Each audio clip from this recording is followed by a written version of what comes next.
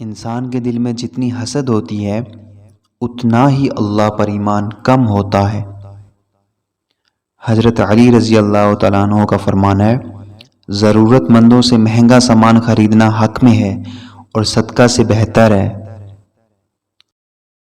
نااہل عالم کی مثال چراغ پکڑے اندھے کی سی ہے، لوگوں کو اس سے روشنی ملتی ہے اور وہ خود اندھیرے میں رہتے ہیں۔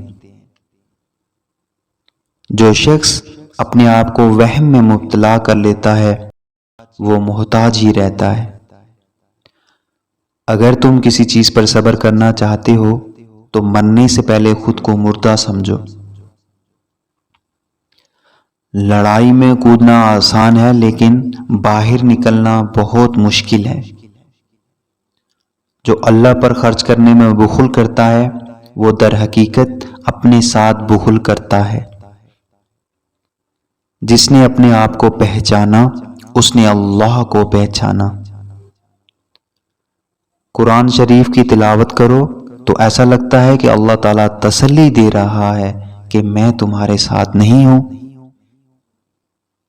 مسلمانوں کا بہترین گھر وہ ہے جہاں یتیم کی پرورش ہوتی ہے اور بدترین گھر وہ ہے جہاں یتیم کے ساتھ زیادتی کی جاتی ہے۔ دو ہی چیزیں ہیں جن میں کسی کا کچھ نہیں کھویا جاتا، ایک مسکراہٹ اور دوسری نعمتیں بانٹنے والا۔ یا اللہ میرا ساتھی وہ ہو جس کی صحبت مجھے تیرے قریب کر دے۔ جن گھروں میں صبح کے وقت قرآن مجید پڑھا جاتا ہے ان کے گھر آسمان والوں کے لیے ستاروں کی طرح چمکتے ہیں۔ مجھے اپنی محبت میں اس طرح مشغول کر دے کہ اے اللہ میں توبہ کیے بغیر سو نہیں سکتا۔ اے اللہ مجھے ساری زندگی آپ کی صحبت نہیں چاہیے، لیکن جب تک آپ میرے ساتھ ہیں مجھے زندگی چاہیے۔ اے اللہ مجھے تب تک بدل دے جب تک کہ میں ایسا نہ ہو جاؤں جس سے تو راضی ہو جائے۔ استغفر اللہ میرے ماضی کے لیے، الحمدللہ میرے حال کے لیے، انشاءاللہ میرے مستقبل کے لیے۔ ایک اور دن کا مطلب ہے کل کی غلطیوں کو درست کرنے کا ایک اور موقع۔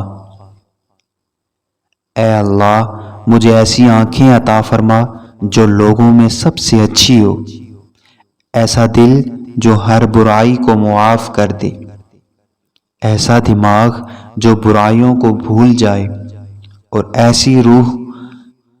ایسی روح عطا کر جو کبھی ایمان سے محروم نہ ہو، آمین۔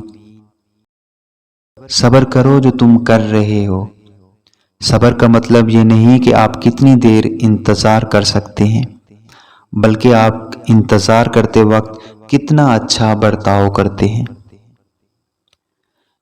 کبھی کبھی آپ کو لگتا ہے کہ سب کچھ غلط ہو رہا ہے، لیکن آپ کو یہ احساس نہیں ہوتا کہ اللہ ہر چیز کو سیدھا کر رہا ہے۔